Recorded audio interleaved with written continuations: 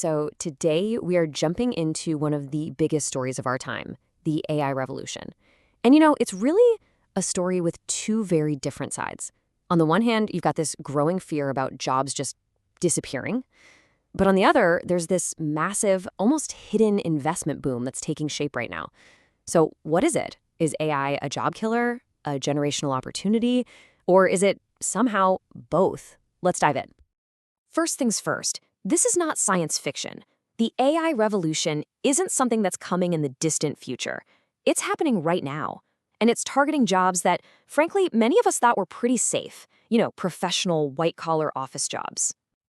And look, this isn't just some fringe opinion. Listen to this prediction from Ford CEO Jim Farley.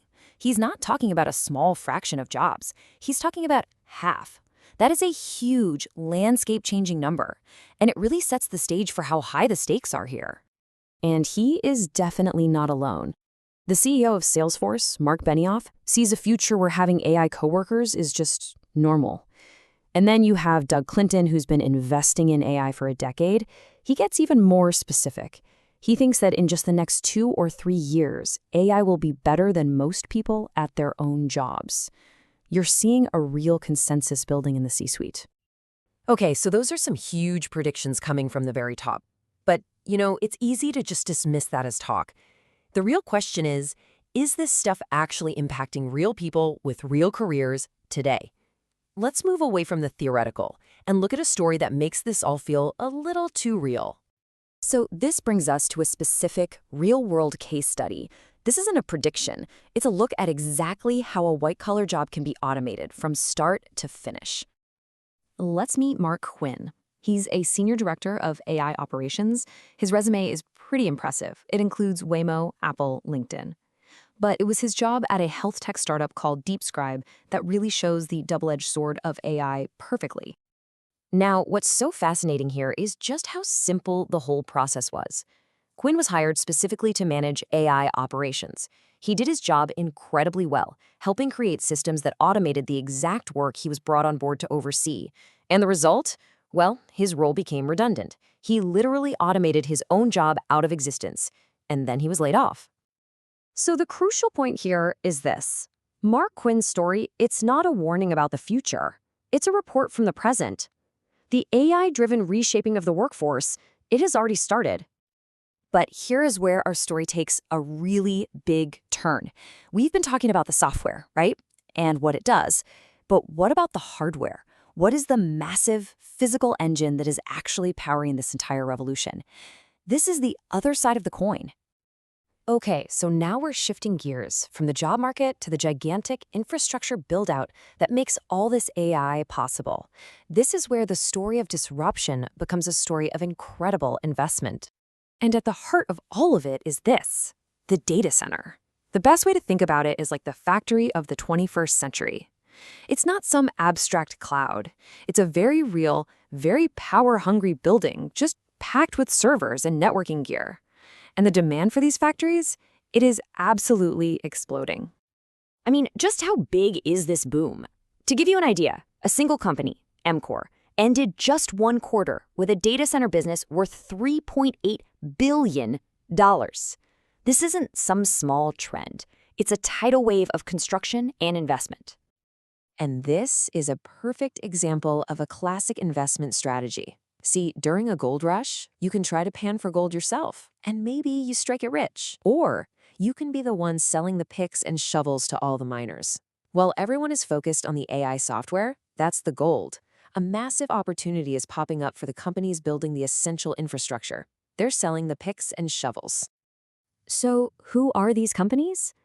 Well, they probably aren't the household names you're thinking of. These are the stealth players, the builders and suppliers, who are quietly constructing the foundation for the entire AI boom. Okay, let's break this down. You've got companies handling every single piece of the puzzle. Primoris, they do the site prep and get the power ready. EMCOR is handling the actual construction. Vertiv provides the technology that goes inside. InComfort Systems makes sure the whole thing doesn't overheat. Each one is a vital link in this chain, and as you can see, the scale of their business is just blowing up. And listen, this isn't some short-term blip. The CEO of Primoris says this whole build-out could last for a decade or even longer.